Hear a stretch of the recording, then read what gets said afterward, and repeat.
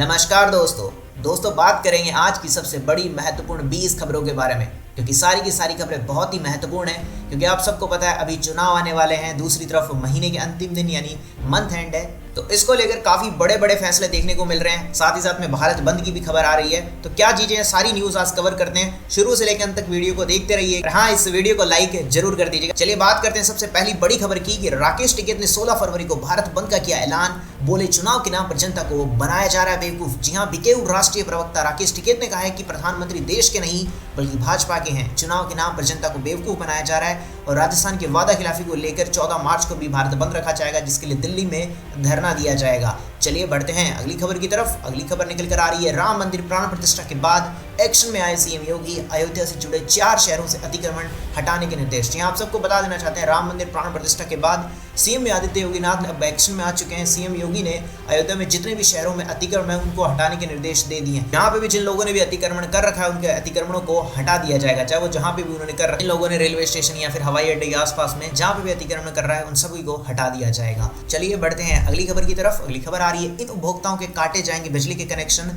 विभाग तैयारी कर रहा है लिस्ट। जी हाँ, उत्तर प्रदेश के पश्चिमांचल में 30 लाख से अधिक उपभोक्ताओं पर 6000 करोड़ से अधिक बिल बकाया है। और सबसे बड़ी बात, अब बकाया नहीं चुकाने वाले उपभोक्ताओं के बिजली कनेक्शन को काट दिया जाएगा और उन्हें बिजली नहीं मिल पाएगी। चलिए बढ़ते हैं अगली खबर की तरफ। अगली खबर आ रही है किसानों के लिए, यूपी के गन्ना किसानों के लिए अच्छी खबर, खातों में आएगा डिफर मूल्य। जी हाँ, यूपी के गन्ना किसानों के लिए अच्छी खबर आ चुकी है। गन्ना मूल्य में वृद्धि के बाद अब उनके खाते में जो डिफर मूल्य था वो आ जाएगा। चीनी मिलों को निर्देश भी दिए गए हैं, जल्द ही पैसा आना शुरू हो जाएगा। आप सबको पता होगा गन्ना बेचने के बाद उसकी जो रेट हाई हुई थी तो जो अधिक मूल्य उन्हें मिला था, जो डिफर मूल्य था वो उनके खातों में आना शुरू हो जाएगा। चलिए बढ़ते हैं अगली खबर की तरफ। अगली खबर आ रही है राम मंदिर से। राम मंदिर ने बदली अयोध्या की सूरत, बनेगा 68 किलोमीटर लंबा बाईपास, 3500 करोड़ रुपए होंगे खर्च। जी हाँ, 2033 में यातायात का आंकड़ा प्रतिदिन 89,023 है, वहीं इससे बढ़कर 2.17 लाख प्रतिदिन होने की संभावना है। इस बाईपास को पीपीपी मोड बनाया जाएगा। सूत्रों ने कहा है कि विशेष मंजूरी मांगी गई है और अगर ये चीज़ हो जाएगी तो इससे यातायात में जो परेशानी होती है, जो ट्रैफिक की, वो और कम देखने को मिलेगी। चलिए बढ़ते हैं अगली और सबसे महत्वपूर्ण खबर की। सीएम योगी हरदीप सिंह पुरी ने बताया किसानों की आमदनी बढ़ाने वाला प्लान, यूपी के किसानों के लिए बड़ी सौगात। जी हाँ, आज बदायूं में कंप्रेस्ड बायोगैस के 100 से अधिक प्लांट का उद्घाटन होने जा रहा है। आप सबको पता होगा बायोगैस के जो प्लांट है उन्हें बना दिया गया है और इस सिलसिले में सीएम योगी आदित्यनाथ और केंद्रीय मंत्री हरदीप सिंह पुरी ने लखनऊ में संयुक्त प्रेस कॉन्फ्रेंस भी की। जितने भी ये प्लांट लगाए जाएंगे वो लगभग प्रतिदिन 14 टन बायोगैस का उत्पादन करेंगे और आने वाले समय में यूपी में 100 और ऐसे बायोगैस के प्लांट लगाए जाएंगे, तो लोगों को काफ़ी मदद मिलने वाली है। चलिए बढ़ते हैं अगली खबर की तरफ। अगली खबर आ रही है लोकसभा इलेक्शन से। अखिलेश ने 11 सीटें देने का किया ऐलान, कांग्रेस बोली अभी चल रही है बातचीत। जी हां, उत्तर प्रदेश में समाजवादी पार्टी और कांग्रेस का गठबंधन फाइनल हो गया है। सपा मुखिया ने 11 सीटें देने की बात कही है। इसी बीच कांग्रेस के प्रदेश अध्यक्ष ने कहा है अभी बात चल रही है और जैसे इस पे निर्णय आ जाएगा तो वो अपना गठबंधन कर लेंगे। चलिए बढ़ते हैं अगली खबर की तरफ। अगली खबर आ रही है बांग्लादेश से लाकर यूपी में चलाया जा रहा था नकली नोट। एटीएस ने 2 तस्करों को दबोचा, हजारों के फर्जी करेंसी बरामद। जी हाँ, यूपी एटीएस को बड़ी सफलता हाथ लगी है। शनिवार को वाराणसी से एटीएस में जाली नोट की जो तस्करी करने वाले 2 आरोपी थे उन्हें गिरफ्तार किया। उनके पास में लगभग 97,500 यानी 97,500 रुपए की जाली करेंसी बरामद हुई है, जिसमें सफलता मिल चुकी है। चलिए बढ़ते हैं अगली खबर की तरफ। जो खबर आ रही है राम भद्राचार्य महाराज जी की तरफ से, जब तक कृष्ण मंदिर नहीं बनता कहीं नहीं करेंगे दर्शन। स्वामी राम भद्राचार्य महाराज ने किया बड़ा ऐलान, बोले ज्ञानवापी लेकर रहेंगे। जी हां, आप सबको बता देते हैं 22 जनवरी को अयोध्या में राम मंदिर प्राण प्रतिष्ठा के बाद हाथरस पहुंचे जगत गुरु तुलसी पीठाधीश्वर स्वामी राम भद्राचार्य ने महाराज ने एक बहुत बड़ा ऐलान कर दिया। उन्होंने कहा है जब तक मथुरा में श्री कृष्ण जी का मंदिर नहीं बनता वह देश में किसी भी मंदिर में दर्शन नहीं करेंगे। उन्होंने कहा है मंदिर को न्यायालय से लेंगे, कृष्ण जन्मभूमि मथुरा भी न्यायालय से लेंगे, क्योंकि यह हमारा अधिकार है, ये हम लेकर रहेंगे। बाकी इसके बारे में आपका क्या विचार है, कमेंट सेक्शन ओपन है, जरा बता दीजिएगा। चलिए बढ़ते हैं अगली खबर की तरफ। अगली खबर आ रही है बदायूं को सीएम योगी की बड़ी सौगात, यूपी के किसानों को बताया आय बढ़ाने का तरीका। जी हां, सीएम योगी ने बदायूं में 133 करोड़ रुपए की सौगात दे दी है। साथ ही यूपी के किसानों को पराली और गोबर की आय बढ़ाने का तरीका भी बता दिया है। शनिवार को बदायूं पहुंचे सीएम योगी ने कंप्रेस्ड बायोगैस यानी कि सीबीजी प्लांट से न केवल पर्यावरण संरक्षण में मदद मिलेगी बल्कि इसमें किसानों का भी फायदा होने वाला है, तो ऐसे प्लांटों को शुरू कर दिया गया है। चलिए बढ़ते हैं अगली खबर की तरफ। UP police constable exam date confirm, इस दिन होगी यूपी पुलिस कांस्टेबल भर्ती परीक्षा। एडमिट कार्ड पर भी आई है अपडेट। जी हाँ, यूपी पुलिस में कांस्टेबल के लिए 60,244 पदों पर जो भर्ती निकली थी उसकी परीक्षा 17 और 18 फरवरी को होनी थी। पुलिस भर्ती बोर्ड ने इस परीक्षा की आधिकारिक नोटिस जारी कर दिया है और इसके लिए अगर आप चेक करना चाहते हैं इसके एडमिट कार्ड या जो भी डिटेल चाहिए तो इनके ऑफिशियल वेबसाइट पे जाकर आप चेक कर सकते हैं, जो है uppb.gov.in पे। चलिए बढ़ते हैं अगली खबर की तरफ। अगली खबर आ रही है, यूपी के 8 जिलों में लगेंगे 100 बायोगैस प्लांट, युवाओं को मिलेंगे रोजगार, केंद्रीय मंत्री की बड़ी घोषणा। जी हाँ, आप सबको जैसे ही मैंने अभी बता दिया है 100 नए बायोगैस के प्लांट देखने को मिलेंगे जो किसानों के लिए बहुत बड़ी मदद होने वाली है। वाकई में ये एक बहुत अच्छी पहल देखने को मिल रही है, जिसमें 8 अन्य जनपद में जौनपुर, अमेठी, सीतापुर, फतेहपुर, बहराइच, बरेली, कन्नौज और बदायूं में कंप्रेस्ड बायोगैस के नए संयंत्र का शिलान्यास किया जाएगा। चलिए बढ़ते हैं अगली खबर की तरफ। अगली खबर आ रही है, भाजपा का मिशन लोकसभा, 4 फरवरी से बड़ा अभियान, सीएम, मंत्री, सांसद और विधायकों को मिलेगी जिम्मेदारी। आप सबको बता देना चाहते हैं भाजपा मिशन लोकसभा की तैयारियों में पूरी तरह से जुट गया है और इसको लेकर भाजपा प्रदेश के हर गांव, हर बूथ को मंथने जा रही है। पार्टी द्वारा 4 से लेकर 11 फरवरी तक घोषित किए गांव चलो अभियान में मुख्यमंत्री योगी आदित्यनाथ सहित सभी मंत्री, सांसद, विधायक, पार्टी अधिकारी गांवों पर बूथ लगाकर 24 घंटे में प्रवास करने वाले हैं। ये बहुत बड़ी खबर देखने को अभी की आ रही है। चलिए बढ़ते हैं अगली खबर की तरफ। अगली खबर आ रही है, यूपी की क्रिकेटर बेटी बनी डिप्टी एसपी, सीएम योगी ने सौंपा ज्वाइनिंग लेटर, 3 करोड़ का चेक भी मिला। जी हां, आगरा की क्रिकेटर बेटी दीप्ति शर्मा उत्तर प्रदेश पुलिस में डिप्टी एसपी बन गई है। 27 जनवरी को गणतंत्र दिवस के एक दिन बाद लखनऊ में मुख्यमंत्री योगी आदित्यनाथ ने दीप्ति को एशियन गेम्स में स्वर्ण पदक जीतने पर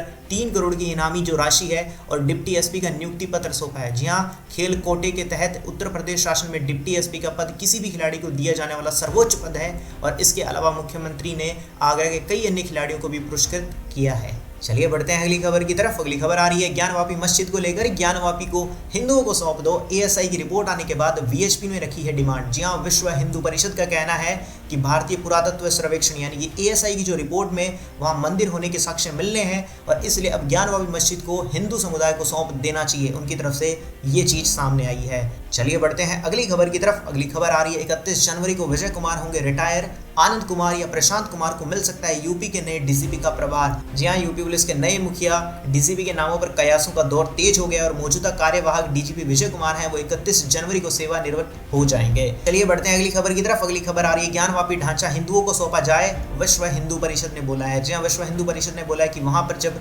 मंदिर होने के साक्ष्य मिले हैं तो अब उस ज्ञानवापी को हमें सौंप दिया जाए, हम हिंदुओं को दे दिया जाए। चलिए बढ़ते हैं अगली खबर की तरफ। अगली खबर आ रही है, देश में 1 फरवरी से बदल जाएंगे 6 नियम, सीधे आम आदमी की जेब पर डालेंगे असर, अभी से निपटा लें आपके जरूरी काम। जी आपको बता देते हैं 1 फरवरी से कई नियम बदल जाएंगे, जिसमें से आपकी एनपीएस जो आंशिक निकासी के नियम उसमें भी बदलाव हो जाएगा। साथ ही साथ में आईएमपीएस के जो नियम है वो भी बदल जाएंगे और एसबीआई के होम लोन में भी कुछ बदलाव देखने को मिलेगा। पंजाब और सिंध विशेष एफडी है उसके बारे में भी आपको कुछ बदलाव देखने को मिलेंगे और फास्टैग केवाईसी को लेकर भी बदलाव देखने को मिलेंगे। इनका पूरा डिटेल वीडियो आपको मेरे चैनल पे मिल जाएगा, एक बार उसे भी चेक कर लीजिएगा। चलिए बढ़ते हैं अगली खबर की तरफ। अगली खबर आ रही है, एनपीसी रूल 1 फरवरी से बदल जाएंगे एनपीएस, यह नियम है अहम, नहीं मिलेगी अकाउंट होल्डर को यह सुविधा। जहां 1 फरवरी 2024 से एनपीएस से पैसे निकालने का जो नियम है वो बदल जाएगा और यह नियम पेंशन फंड नियामक और विकास प्राधिकरण द्वारा बदला गया है। इसको लेकर एक नोटिफिकेशन भी जारी हुआ। इस नोटिफिकेशन के अनुसार 1 फरवरी 2024 से अकाउंट होल्डर को डिपॉजिट अमाउंट से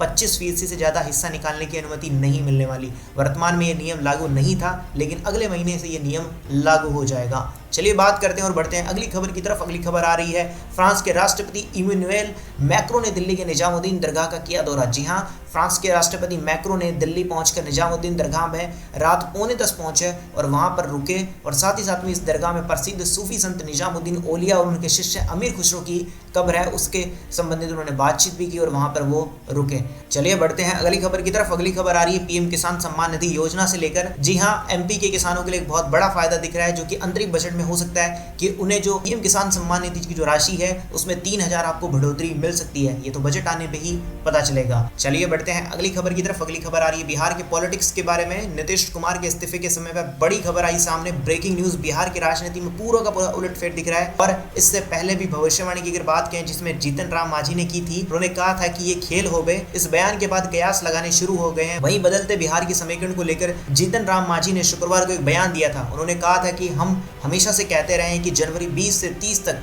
बिहार की राजनीति में परिवर्तन का समय होगा और यह दिख भी रहा है। कोई कहता है कि आज हो जाएगा, कोई कहता है कि कल हो जाएगा। कयास लगाए जा रहे हैं, परिवर्तन दिख रहा है। सीएम कौन होगा ये अंदरूनी मामला है। नीतीश कुमार सीएम पद से समझौता नहीं कर सकते हैं, ऐसा दिखता है। बाकी आने वाले समय में पता चलेगा जो भी होगा। और साथ ही साथ में जान लेते हैं अगली खबर जो आ रही है, वो भी बिहार के पॉलिटिक्स से ही है। झट इस्तीफा पट शपथ, बिहार में नई सरकार का प्लान तैयार। नीतीश 9वीं बार बनेंगे सीएम। आपको बता देते हैं सूत्रों के मुताबिक बिहार के मुख्यमंत्री नीतीश कुमार रविवार को ही शाम 4 बजे 9वीं बार सीएम पद की शपथ लेंगे। और वहीं जेपी नड्डा नीतीश के 9वें शपथ ग्रहण में शामिल हो सकते हैं। वहीं आरजेडी की बैठक में तेजस्वी यादव ने कहा है कि बिहार में अभी खेल होना बाकी है। ऐसी चीज़ें बताई जा रही है। बाकी तो अब समय आने पे ही पता चलेगा क्या होने वाला है। तो ये थी आज की सबसे बड़ी और महत्वपूर्ण 20 खबरें।